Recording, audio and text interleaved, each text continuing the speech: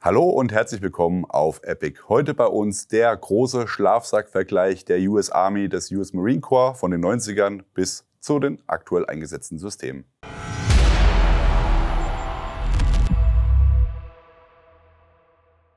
Wir haben euch kürzlich bei uns auf dem Kanal das ECW-System vorgestellt, das Extreme Cold Weather Sleeping System, was aktuell von US Marine Corps und US Army gleichermaßen eingesetzt wird. Es gab davor aber auch einige andere Systeme, die wir euch nicht vorenthalten wollen, weil sie zum einen aufgrund von Surplus ist immer toll, günstig sind und zum anderen nach wie vor extrem gute Schlafsäcke sind, die auf jeden Fall eine Erwähnung wert sind. Wir haben für euch jetzt mitgebracht aus diesem Grund einmal das ECW-System, was wir in dem separaten Video vorgestellt haben. Da gehen wir hier auch nur noch mal kurz drauf ein. Deswegen, wenn ihr die Details zu diesem aktuellen System haben wollt, einmal ans Ende dieses Videos springen. Da findet ihr den Link zu dem anderen Video. Und hier geht es dann heute auch nochmal um die MSS, um die Modular Sleeping Systems der US Army, einmal in Woodland und einmal in UCP Camo. Was wir hier nicht im Vergleich mit dabei haben, ist das System vom US Marine Corps, was zeitgleich zum UCP-System eingeführt wurde. US Army und US Marine Corps haben gemeinsam 90er, 2000er hier, ich weiß nicht, ob es noch 2000er war, 90er auf jeden Fall, das Woodland-Schlafsacksystem beide genutzt und dann sind sie gewechselt, während die Army zum UCP gegangen ist. Hier hat das Marine Corps ein System in Coyote eingesetzt, ähnlich dem ECW, was wir hier auch separat vorgestellt haben, bestand allerdings nur aus einem einzelnen Schlafsack, Intermediate und einem BV-Cover. Der Rest bei der Temperatur, um kältere Temperaturen abzudecken, wurde durch Bekleidung gelöst, indem man Level 7 Bekleidung quasi getragen hat oder das Schichtensystem getragen hat unten drunter und damit dann entsprechend gearbeitet hat. Hat wohl nicht so gut funktioniert, denn man ist jetzt hier bei dem neuen System wieder übergegangen, ein Schlafsacksystem aus 3 Komponenten zu nutzen, wie es halt auch schon früher gemacht wurde. Ein, in Anführungszeichen, Sommerschlafsack, ein Winterschlafsack, ein BV-Cover und in Kombination zusammen extreme Kälte. Aber, wie gesagt, wir wollen euch ja hier heute mal die Vor- und Nachteile der einzelnen Systeme zeigen und fangen damit auch mal an, indem wir uns das MSS Woodland-System anschauen. Sowohl das Woodland-System als auch das UCP-System werden von Tennier Outdoors, heißen sie, glaube ich, oder Tennier Industries hergestellt. Gibt es aktuell bei vielen Surplus-Läden, unter anderem beim Army Online Store, in verschiedenen Varianten und in verschiedenen Neuigkeitsgraden, sage ich mal. Es lohnt sich auf jeden Fall immer beim Army Online Store vorbeizuschauen und sich die Sachen auch mal live, hands-on anzugucken. Und der Charles berät euch da auch extrem gut, wenn ihr auf der Suche nach was Bestimmten seid, weil es auch natürlich sein kann, dass dieses Schlafsacksystem nicht das Richtige für euch ist, weil der Charles auch noch viele andere Sachen hat. Aber das nur am Rande. Ja, also wie gesagt, bei beiden Systemen selber Hersteller und auch die Komponenten sind von den Temperaturangaben gleich ausgelegt. Wir haben hier einmal den Petrol Bag. Das ist quasi die Sommervariante, die ist ausgelegt bis -1 Grad Nutzung. Ist ein sehr, sehr leichter Schlafsack, war von der Army angedacht als Ersatz für Poncho mit Poncho-Liner. Wurde, glaube ich, so semi-gut angenommen, wenn ich mich richtig erinnere. Viele schwören nach wie vor auf den Poncho-Liner bzw. einen Bubi von anderen Herstellern und dann in Verbindung mit dem Poncho. Einfach, weil man auf Patrouille oftmals nicht die Zeit hat, da in einem Schlafsacksystem zu schlafen, weil einfach dann Feindkontakt möglich ist oder sonst irgendwas und man nicht schnell genug aus dem Schlafsack rauskommt, geschweige denn man mit der ganzen Ausrüstung in den Schlafsack reinpasst. Ja?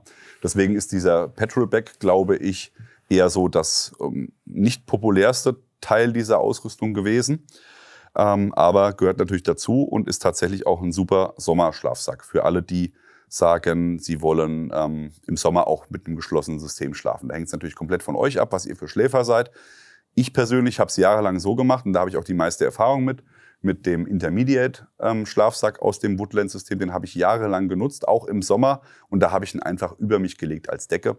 Das kann man natürlich auch machen. Ist immer dann natürlich persönliche Präferenz, wie man am liebsten schläft. Ja, beide Systeme funktionieren gleich. Das heißt, ihr habt hier einen rechts liegenden Reißverschluss. Das heißt, die Front ist ohne Reißverschluss. Und der Reißverschluss ist hier auf der rechten Seite.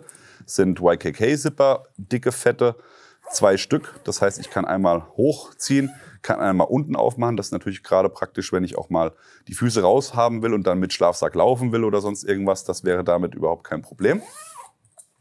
Und dann seht ihr hier auch schon in 2 Reihen große Druckknöpfe und die sind dafür gedacht, um die Systeme miteinander zu koppeln.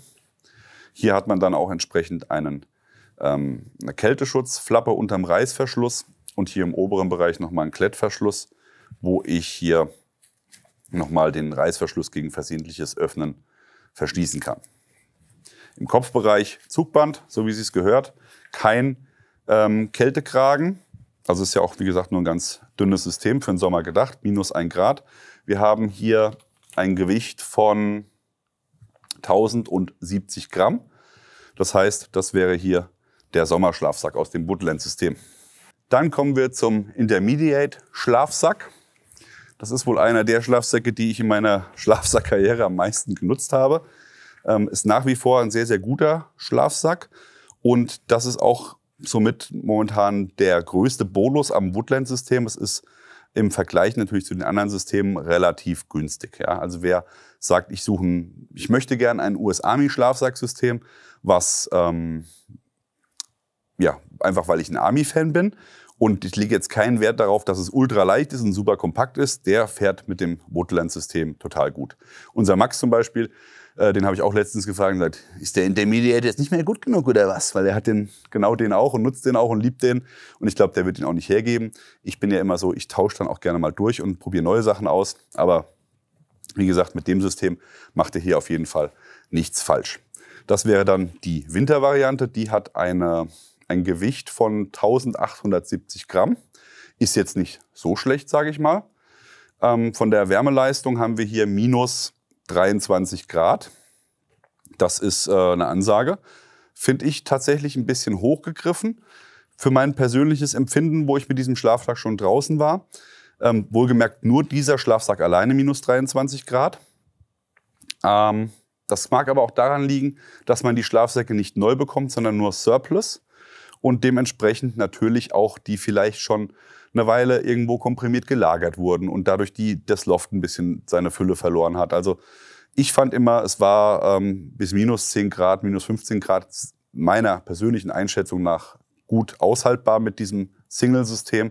Und dann in Verbindung kommt man vielleicht auf die -20, hatte ich allerdings tatsächlich nie in dieser Kombination. Das Schlafsacksystem komplett soll bis -34 Grad gehen. Das heißt, der Intermediate, der Petrolback und der BV außenrum. Halten wir auch für ziemlich hochgegriffen, muss ich sagen. Also vielleicht noch mit einer entsprechenden Bekleidung unten drunter. Aber da sind die neueren Werte, die jetzt auch beim ECW genannt wurden, bis -20 Grad, sind, denke ich, reeller, wenn man das hier mal betrachtet. Wir haben übrigens keine Informationen gefunden, was für eine Füllung hier verwendet wird. Das ist 100% Polyester, aber ob es jetzt irgendein spezielles Polyester ist, also sowas wie Apex Klimashield oder Primaloft oder G-Loft oder was auch immer, wie sie alle heißen, die ganzen tollen Hohlfasern, können wir nicht sagen. Das wissen wir nicht. Das ist eine Kunstfaser auf jeden Fall, also für Allergiker gut geeignet und natürlich auch wartungsunempfindlicher als ein Daunenschlafsack. Schreibt uns gerne in die Kommentare, wenn ihr andere Meinung sagt. Da sind wir immer gerne zur Diskussion bereit und machen vielleicht auch mal einen Podcast zu, Daune versus Synthetik. Der Hannes zum Beispiel ist nämlich ein großer Daune-Verfechter und ich bin großer Synthetik-Verfechter, unabhängig von meiner Allergie. Aber wie gesagt, das nur am Rande. Ja, gekoppelt werden die Schlafsäcke so, dass man hier die mit Druckknöpfen miteinander verbindet. Und da kommt jetzt auch die große Besonderheit zum neueren System, dem ECW. Denn man hat immer bei dem Woodland-System und auch bei dem UCP-System es so gehabt, dass der Sommerschlafsack außen ist und der Winterschlafsack innen. Das heißt, ich stecke den hier einfach rein. Erstmal grob, dass es so ineinander passt. Kann natürlich auch schon so direkt verwendet werden. Aber natürlich möchten wir auch von dem Vorteil profitieren, dass man die Schlafsäcke schnell wieder aufbekommt im Zweifelsfall. Und dann hat man hier die Druckknöpfe. Ich mache jetzt mal ein paar zu, dass ihr das einfach mal sehen könnt. Die koppel ich einmal hier auf der Seite und dann dasselbe nochmal auf der anderen Seite. Das Ganze muss man natürlich dann immer bis runter machen. Jetzt seht ihr auch schon, dass quasi hier der Sommerschlafsack mit seiner Flappe über dem Reißverschluss vom Winterschlafsack liegt, wenn er denn geschlossen ist. Ich mache einmal zu. Und dadurch habt ihr natürlich dann schon hier eine sehr, sehr gute Isolation, auch wo die Reißverschlüsse liegen. Ja. So, und zum Aufmachen, und das ist tatsächlich das Schöne, kann ich hergehen und kann eigentlich am Material das Ganze greifen und kann das dann so auseinanderziehen, wie ihr seht. Und da kommt man immer relativ schnell raus aus den Schlafsäcken. Also das hat tatsächlich immer gut geklappt. Das Zumachen ist immer ein bisschen schwieriger, sage ich mal, weil man da einfach versuchen muss, sie alle zusammen zuzuziehen. Und wenn dann irgendwo mal ein bisschen Flappe mit reinkommt, das ist dann schon nicht ganz so schön. Aber es war auf jeden Fall auch machbar. Hier beim Intermediate seht ihr auch, man hat einen angedeuteten Kältekragen, will ich es jetzt mal nennen. Schauen, ob man das hier gut zeigen kann. Ich mache einmal die Kapuze ein bisschen auf. Dann kann man das, glaube ich, ganz gut sehen. Ja. Also da der Reißverschluss ja auf der Seite ist, habe ich hier eine Art Schürze, die hier im Halsbereich liegt und dadurch das Ganze oben zumacht. Also es ist kein durchgängiger Wulst, wie man das kennt bei neueren Systemen, sondern es ist einfach hier nur so eine Flappe. Und das unterscheidet ihn auch vom UCP, wo wir dann auch gleich zu kommen.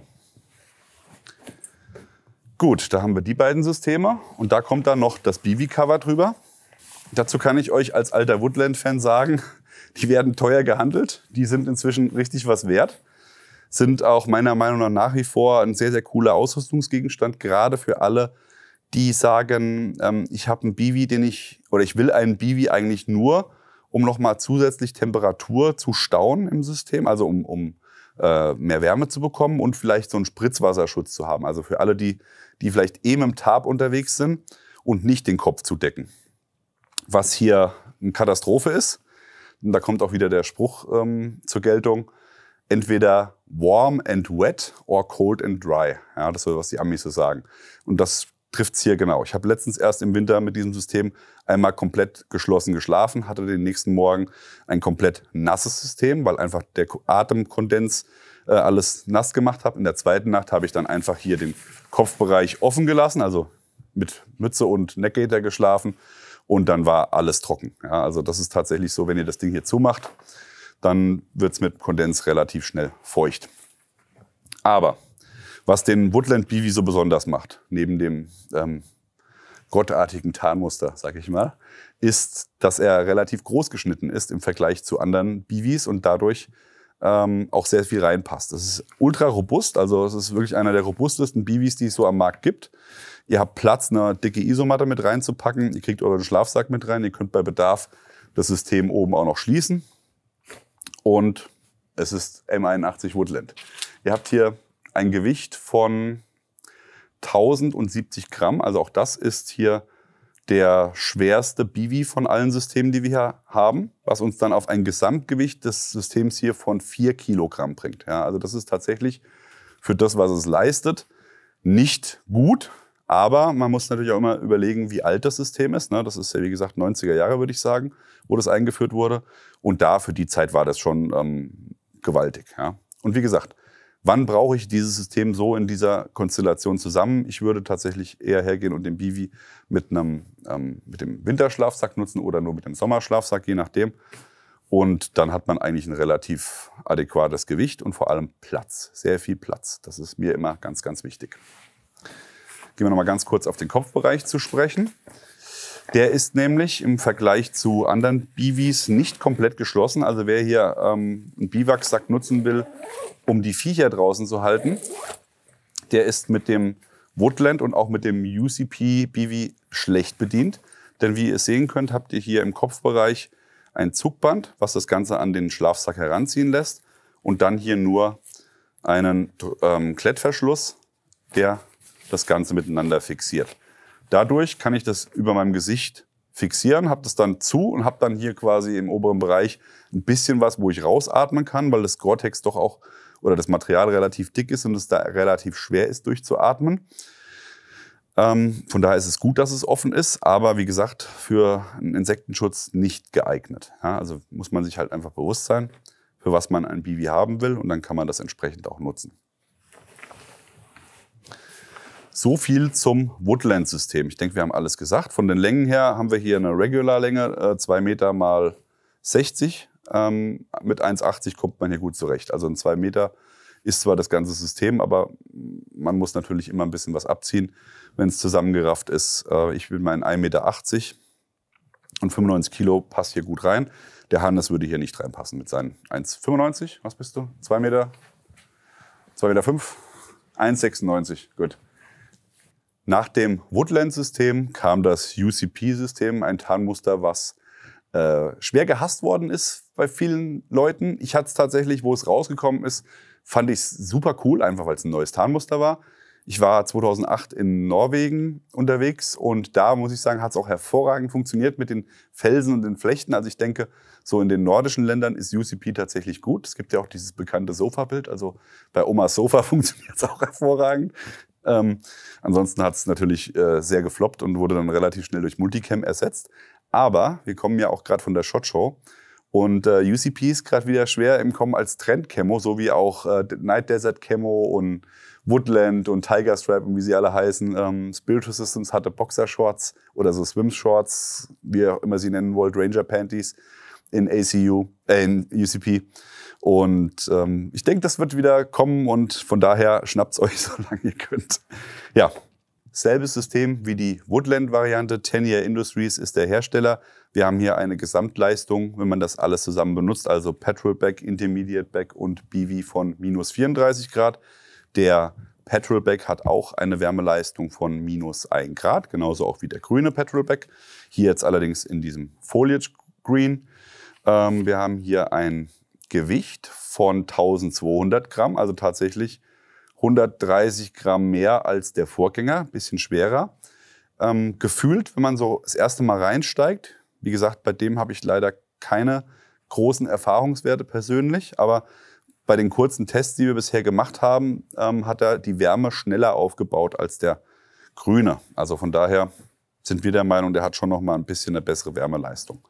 Aber auch ansonsten gleicher Aufbau bedeutet, ihr habt hier denselben Wärmekragen, dieselben Druckknöpfe, die miteinander verbunden werden. Man hat hier natürlich jetzt bei den Zipperpuls ein bisschen was Neueres dran gemacht und hat hier so ein paar fancy Dinger noch vorne dran gepackt, Kordelenden, um das Ganze noch ein bisschen griffiger zu machen. Aber ansonsten ist das tatsächlich genau der gleiche Aufbau, ist ja auch der gleiche Hersteller und dementsprechend auch, und das ist, denke ich, vielleicht auch für den einen oder anderen interessant, der sagt, ich möchte vielleicht einen moderneren Schlafsack oder einen neueren Schlafsack als die Woodland-Varianten, die ja inzwischen auch schon, muss man ja sagen, 20, 30 Jahre alt sind. Ja? Und möchte aber trotzdem das Woodland BV-Cover nehmen. Also das heißt, die Kombination würde funktionieren. Ihr könntet jetzt hier die neueren Schlafsäcke nehmen und das alte BV-Cover, falls euch UCP-Tarn nicht zusagt, dann hättet dann da die ultimative Kombination. Ja, Petrol Bag. Kommen wir zum Intermediate Bag. Das ist der kältere oder der Schlafsack für die kältere Jahreszeit aus dem UCP-Satz. Der hat ein Gewicht von 1740 Gramm, ist also dementsprechend etwas leichter als der schwarze von dem Woodland-System. Geht aber auch, wie der Hersteller angibt, bis minus 23 Grad. Hier vom Aufbau her identisch, Tennier Industries. Wieder ein rechtsliegender Reißverschluss, Druckknöpfe, um alles miteinander verbinden zu können. Doppelte Ausführung von YKK-Zippern. Und hier jetzt aber der große Unterschied, und das, denke ich, ist auch was ihn vielleicht zur besseren Wahl macht als den Woodland Intermediate Schlafsack, ist ein durchgängiger Wärmekragen, für wen das interessant ist. Also das seht ihr hier schon, der ist komplett einmal umlaufend und lässt sich hier zusammenkletten, wenn der Klett noch kletten würde. Aber der ist hier, Moment, ich lüge, der ist nicht geöffnet gewesen. Funktioniert nämlich schon noch. So. Und dann habe ich hier meinen Wärmekragen, den ich einmal komplett um den Hals legen kann und natürlich auch die fetten Wülste unter den Reißverschlüssen, wie man sich das wünscht. Eine ordentliche Kapuze zum Zusammenziehen und hier Kordelstopper. Ich habe mit dem Charles von Army Online Store gesprochen und gesagt, die UCP BV-Cover, das sind doch Ladenhüter, oder? Und dann hat er gesagt, nee, tatsächlich gehen jede Woche welche weg. Also es gibt tatsächlich noch Leute, die das mögen. Und das finde ich tatsächlich auch großartig, dass man da nicht der Farb-, Tarn- oder irgendwas Nazi ist, sondern einfach das cool findet oder sagt, Form und Zweck geht vor, nee, Zweck und Funktion geht vor Form oder vor Form folgt Funktion. Danke, lieber Hannes. Ich habe mal wieder die Sprichwörter verkackt, aber ihr wisst, was ich meine. Also die einfach mehr Wert darauf legen, was es kann, als wie es aussieht. Ja? Von daher, da solltet ihr natürlich auch nochmal nachgucken. Und ich denke, ich weiß jetzt aktuell nicht genau, ob der preislich günstiger ist als die Woodland-Variante. Er ist auf jeden Fall deutlich verfügbarer und ist auch nochmal leichter. Und das ist vielleicht auch für den einen oder anderen ein interessantes Thema. Und zwar haben wir hier einen BV-Bag, und zwar ist das auch der leichteste aus allen Systemen mit 860 Gramm gerade mal. Ja? Auch 200er Länge und von der Breite her gefühlt auch nochmal breiter als der alte mit 80 Zentimetern und ist eine Gore-Tex-Konstruktion. Funktioniert genau gleich wie der Vorgänger. Ihr habt hier Druckknöpfe, die ihr an beiden Schlafsäcken befestigt. Eine darüber liegende Flappe, die auch nochmal mit Druckknöpfen geschlossen werden kann. Und im Kopfbereich dann wieder hier in der Mitte einen Klett, der das Ganze oben verschließen kann bei Bedarf. Liegt natürlich immer auf dem Gesicht, muss man sich einfach bewusst sein bei dieser Art von BV. Aber das wäre quasi dieses System. Vereint was vereint gehört. Die US Army und das US Marine Corps haben wieder einen gemeinsamen Schlafsack seit Jahrzehnten. Wenn man überlegt, dass der letzte hier die Woodland-Variante war, kommen sie jetzt wieder zusammen. Lustigerweise von den Farben her eher Richtung Marine Corps. Also man hat so einen Kompromiss gefunden, nämlich der Sommerschlafsack ist Coyote, der Winterschlafsack ist schwarz. Heißen hier auch Type 1 und Type 2. Nicht mehr Petrol und Intermediate. Also Type 1 ist Sommer, Type 2 ist Winter. Und das BV-Cover dann auch wieder in Coyote. Also eigentlich Marine Corps Farben im Großen und Ganzen, aber unserer Meinung nach, und das haben wir auch im alten Video oder im anderen Video schon gesagt, dass Coyote natürlich hervorragend passt zum Multicam. Es passt eigentlich überall super gut dazu. Das ist eine tolle Farbe einfach. Wer was anderes schreibt, fliegt vom Kanal. Gut. Liveband für Coyote. Nee, schreibt aber echt gerne mal in die Kommentare, was eure lieblingsgedeckte Farbe ist. Das würde uns mal sehr interessieren. Ist es Ranger Green oder ist es Ranger Green oder Coyote? So, was haben wir hier? Wir haben hier einmal den Typ 1 mit 1110 Gramm. Verglichen mit den anderen Petrol-Bags 1070 Gramm und 1200 Gramm, genau in der Mitte. Hat eine Leistung von minus 6 Grad, also das ist tatsächlich auch der wärmste Sommerschlafsack von allen hier genannten Systemen. Auch hier unbekannte Füllung, leider Gottes, wissen wir nicht, was drin ist. 100% Polyester, Hersteller ist Propper in dem Fall. Und was wollte ich jetzt noch sagen? Es ist jetzt weiß ich wieder, mit Klamotten und mit Biwaksack zusammen ein System, was bis zu minus 15 Grad eingesetzt werden kann, laut Hersteller. Testen wir aus für euch auf jeden Fall. Finden wir spannend, weil das wäre natürlich nochmal eine super Alternative, weil Schlafsack sehr leicht, Bivi sehr leicht und das in Kombination bis minus 15 Grad runter, das ist schon eine Ansage. Also das werden wir auf jeden Fall mal ausprobieren. Ja, was ist noch anders? Wir haben hier zum ersten Mal eine Mittelreißverschlusskonstruktion. Bedeutet nicht mehr rechts an der Seite oder links an der Seite, sondern in der Mitte. Auch kleinere, feinere Reißverschlüsse, trotzdem YKK. Und natürlich auch wieder von beiden Seiten bedienbar. Dann habt ihr hier unten drunter liegen nochmal die Flappe. Und auch hier als Besonderheit, der Sommerschlafsack, der bei den alten Systemen bzw. bei den MSS-Systemen der äußere Schlafsack war, wenn es in Kombination genutzt worden ist hier bei dem System der innere Schlafsack. Also das ist immer der Schlafsack, den ihr direkt am Körper habt, wenn ihr Schlafsäcke kombiniert, während das bei den anderen immer außen ist. Und aus dem Grund hat man diesem Schlafsack hier auch, und das finde ich dann auch wieder spannend, den Wärmekragen gespendet und dem anderen nicht. Ja, das werde ich euch zeigen, wenn ich den anderen dann runterhole. Aber, dass ihr es schon mal gesehen habt. Und hier kann ich dann hergehen und das Ganze mit einem Druckknopf anstatt einem Klettverschluss auch verschließen in 2 verschiedenen Größen oder Weiten. Ich habe dann hier meinen geschlossenen Kragen. Auch anders als bei den beiden MSS-Systemen wird dieses System nicht mit Druckknöpfen miteinander verheiratet, sondern man hat hier elastische Schlaufen, die einfach an bestimmten Stellen positioniert sind. Genauer einmal hier in der Hüftgegend, einmal im Fuß und einmal am Kopf. Und dann entsprechend an den Schlafsack bzw. am Bivi entweder eine Klettschlaufe oder eine Druckknopfschlaufe. Und damit werden die Dinger nur an 4 Stellen fixiert. Und dadurch hält es eigentlich auch ganz gut. Zeigen wir euch gleich nochmal, wie wir es zusammensetzen. Noch eine Besonderheit, der Reißverschluss, für alle, die aufgepasst haben, geht nicht bis zum Fuß runter, wie es bei den MSS-Systemen der Fall war, sondern lässt die Footbox hier komplett geschlossen. Das spart nochmal Gewicht, weil hier schlupft man komplett rein, muss man eigentlich nicht haben. Und gerade auch mit der Mittelreißverschlusskonstruktion kommt man relativ schnell raus und dann kann man hier sich herausarbeiten. So, dann noch eine Besonderheit, und zwar ist das hier Größe Regular, also normale Länge, 1 Meter, lass mich gucken. Das ist auch ein 2-Meter-System, also 200 mal 70, genau, von der Breite. Der Typ 2 und der BV sind eine Long-Variante. Ja? Das ist so die einzige Besonderheit, deswegen sind die Gewichte bei diesen beiden Systemen ein bisschen verfälschend hier in dem Video, weil wir es leider nicht alles in der Einheitsgröße bekommen haben. Aber ich denke, das kann man dann plus minus 100, 200 Gramm auch kalkulieren. Noch eine Besonderheit, dieses System ist tatsächlich so konzipiert, dass es bereits für dickere Klamotten, Ausrüstung, was auch immer der Soldat trägt, konzipiert ist. Das seht ihr auch schon. Also er hat eine sehr, sehr breite Fußbox und ist dann hier auch, nachdem der Fußbereich kommt, nochmal in der Hüfte ausladender. Also auch hier hat man Wert darauf gelegt, dass das schön breit ist und dann entsprechend euch auch genügend Bewegungsfreiheit gibt, wenn ihr mit Ausrüstung drin seid. Und das sind dann hier ausgelegt ganze 80 Zentimeter. Ja? Also das ist schon auch eine Ansage, da fühlt man sich auf jeden Fall wohl drin.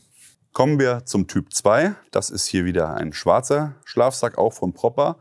Der ist wie gesagt in der Long-Variante, hat dann eine Länge von 230 cm mal 70 bzw. 80 cm in der Breite, je nachdem, an welcher Stelle man misst. Hier haben wir eine Wärmeleistung von minus 15 Grad und haben ein Gewicht von 1490 Gramm.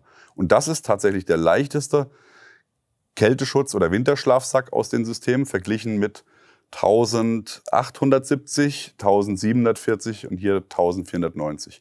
Für alle, denen die Zahlen jetzt auch zu schnell gehen, schaut mal in die Videobeschreibung. Da findet ihr einen Link zu unserem Blog. Da werden wir das alles nochmal schön in einer Tabelle nebeneinander stellen, dass ihr wirklich die Zahlen direkt ablesen könnt im Vergleich und entscheiden könnt, was für euch die sinnvollste Kombination ist oder ob ihr euch für eine komplette Kombination entscheidet. Ja, Komplettsystem hier mit BV sind wir bei 3540 Gramm. Auch das ist das leichteste, verglichen mit 4 Kilo, 3800 Gramm und hier dann 3540 Gramm nachgewogen von uns und einer Wärmeleistung von minus 20 Grad. Aber dazu habe ich ja auch schon gesagt, meiner Meinung nach sind alle 3 Systeme bis minus 20 Grad ungefähr. Die minus 34 Grad halte ich für völlig übertrieben. Ja, aber zurück zum warmen Schlafsack. Selber Aufbau wie beim Sommerschlafsack, schön weit geschnitten. Hier natürlich nochmal extra weit, weil ja der Sommerschlafsack hier ausnahmsweise im Winterschlafsack benutzt wird. Und auch wieder hier mit der Footbox, wo der Reißverschluss nicht bis ganz unten hingeht. Mittlere Reißverschlusskonstruktion, YKK in beide Richtungen bedienbar. Und was uns sehr gut gefällt, im Vergleich zum MSS Woodland, der ist auf der Innenseite hier in einem schönen hellen Grau gehalten. Das heißt, man findet auch Gegenstände, die man mit in den Schlafsack genommen hat, sofort wieder. Ja? Das heißt, die Powerbank, das Smartphone, irgendeine Kleinigkeit, die man noch mit reingepackt hat in den Schlafsack. Im schwarzen Schlafsack war das einfach verloren. Und hier hat man es halt schnell wieder gefunden. So, wie ich schon erwähnt habe, ist der Wärmekragen hier im Sommerschlafsack verbaut worden. Das ist das Einzige, was ich ein bisschen kritisiere, wenn ich jetzt der Meinung bin, ich nutze nur diesen Schlafsack. Aber wie gesagt, wir testen für euch, ob das nicht reicht, diesen Schlafsack hier für 3 Season einzusetzen und in der 4. Season dann wirklich die beiden zusammen. Dann wäre es meiner Meinung nach auch sinnvoll. Aber dass ihr es mal gehört habt, hier ist halt kein zusätzlicher Wärmekragen drin, sondern den habt ihr nur im Sommerschlafsack. Ansonsten hier oben wieder eine zuziehbare Kapuze, wie sich das gehört. Und natürlich auch Halterungen, um das Ganze ineinander zu fixieren. Und das machen wir jetzt auch einmal ganz, ganz schnell für euch. Für alle, die das erste Video nicht gesehen haben. Schlaufen im Fußbereich einhängen mit einem Klettverschluss. Zack, zack. Dann einmal in der Hüfte.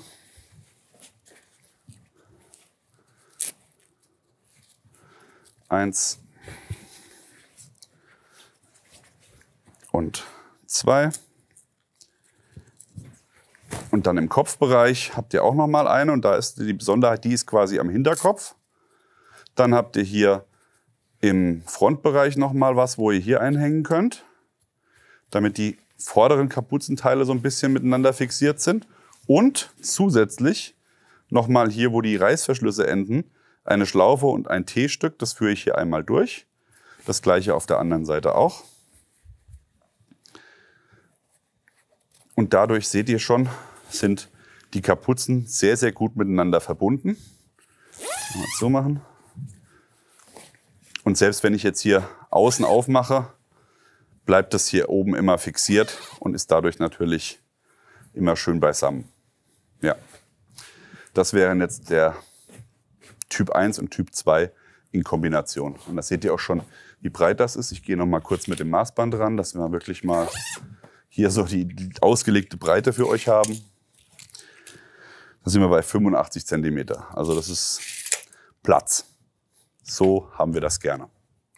Kommen wir zum letzten Teil und das ist der Bivi. Für alle, die diesen Bivi speziell suchen, weil sie nur den Bivi nutzen wollen. Das ist der Typ 4 Bivi. Genauer heißt er exakt Type 4 Bivi Cover. Ja, nicht zu verwechseln mit dem US Marine Corps Bivi, was fast gleich aussieht, auch diese Form hier hat, aber war relativ eng geschnitten. Ich hatte den mal vor etlichen Jahren und man fühlt sich da echt nicht wohl drin. Der war auch von der Öffnung her nicht so schlau designt wie der hier. Und wenn mich nicht alles täuscht, hat er auch nur einen Drahtbügel gehabt im Kopfbereich, während der hier 2 hat. Das sage ich aber gleich, wenn ich zu diesem Drahtbügel komme. Gore-Tex, Gewicht 940 Gramm, 230 cm Länge mal 70 cm Länge. Das sind aber mit Sicherheit auch wieder dann die 85. Wenn man hier den Außenschlafsack nimmt, der muss ja da reinpassen.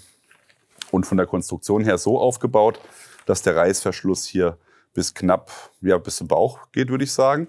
Und dann kann ich hier beidseitig die komplette Konstruktion einmal nach unten klappen und kann dann da sehr angenehm ein- und aussteigen. Hier habe ich dann zur Fixierung am Schlafsack Druckknöpfe. Das heißt, Schlaufe vom Schlafsack nehmen, Druckknopf einhängen, fertig.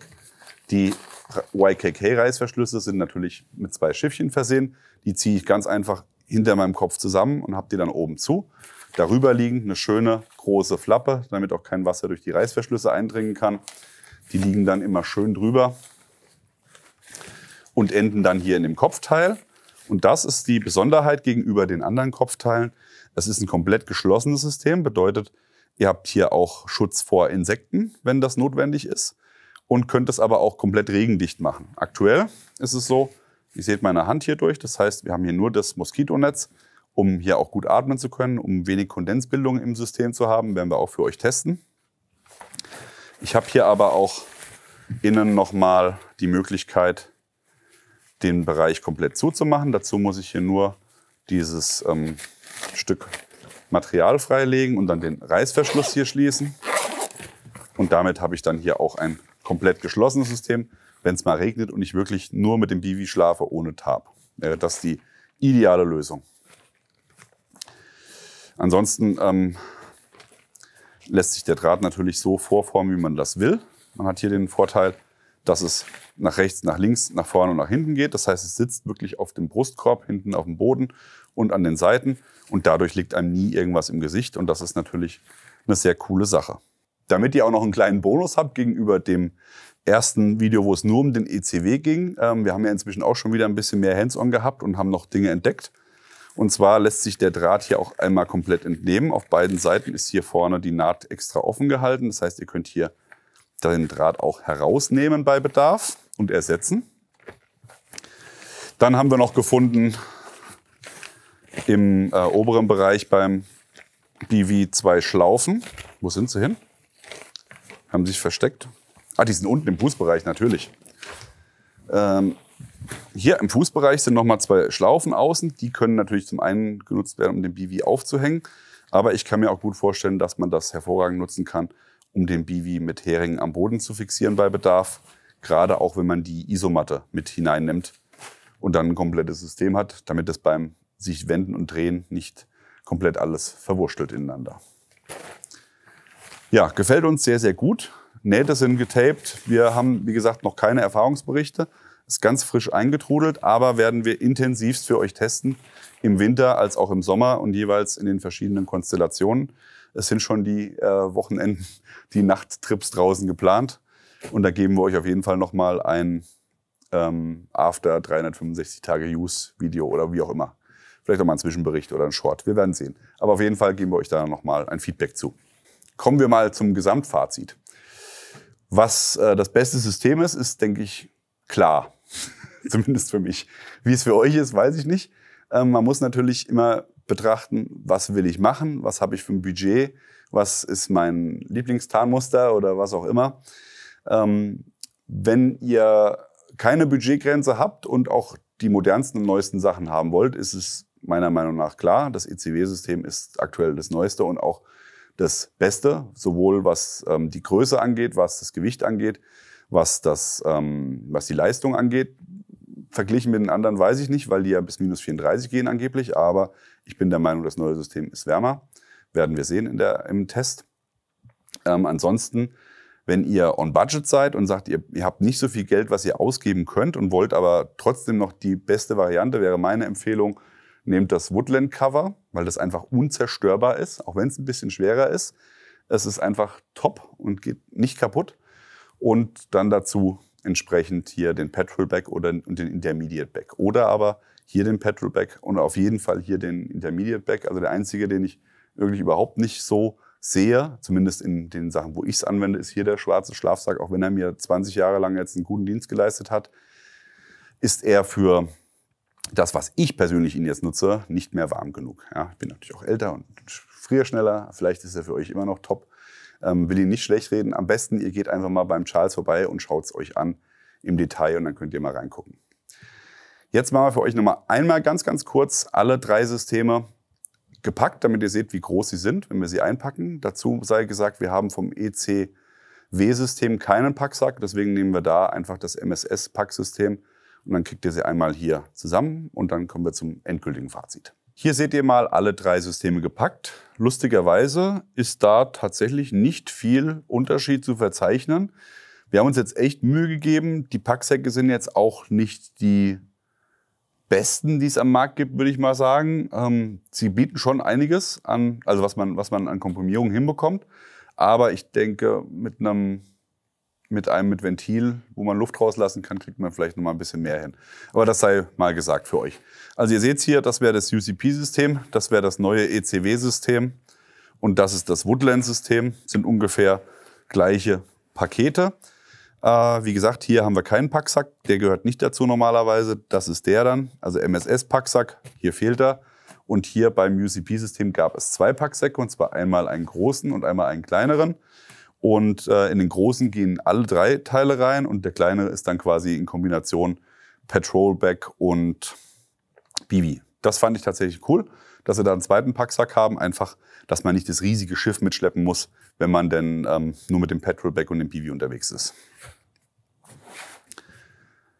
Ja, so eine Art Fazit habe ich euch ja vorhin schon gegeben. Letztendlich müsst ihr am Ende selbst entscheiden, welches System für euch das passende ist. Geht beim Charles vorbei im Army Online Store und schaut es euch vor Ort einfach mal an. Das ist, denke ich, die beste Variante. Ansonsten, ja, alle weiteren Informationen findet ihr bei uns im Blog nochmal im Detail, gerade was hier die ganzen Zahlen angeht. Und wir halten euch auf dem Laufenden mit dem neuen ECW-System, was da unsere Erfahrungen sind. Wenn ihr Erfahrungen gemacht habt mit dem MSS Woodland oder dem MSS UCP, auch das gerne in die Kommentare. Das hilft allen Zuschauern weiter. Army Online Store im Netz habt ihr hier unten einmal den Link eingeblendet. Da könnt ihr dann schauen und gucken, was auch vorrätig ist, bevor ihr euch auf den Weg dorthin macht und euch die Sachen anschaut oder sie auch online bestellt. Denn natürlich Onlinehandel ist auch gar kein Problem. Ja, ansonsten wie immer an dieser Stelle liken, Abo, Glocke klicken. Wir sind raus. Bis dann. Macht's gut. Bye, bye.